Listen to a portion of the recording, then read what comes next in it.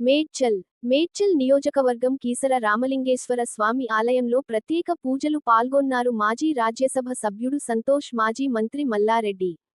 అనంతరం గ్రామ పరిధిలోని లేగసీ క్రికెట్ గ్రౌండ్లో జరుగుతున్న జీఎస్ఆర్ ట్రోఫీ క్రికెట్ టోర్నమెంట్లో మాజీ ఎంపీ సంతోష్ కుమార్ తో కలిసి టాస్ వేసి ఫైనల్ మ్యాచ్ను ప్రారంభించారు. క్రికెట్ ఆడుతూ సందడి చేశారు మాజీ మంత్రి మల్లారెడ్డి. సంతోష్ కుమార్ యువతను ఉత్సాహపరిచే విధంగా బౌలింగ్ వేస్తూ యువతలో జోష్ పెంచార మాజీ మంత్రి మల్లారెడ్డి.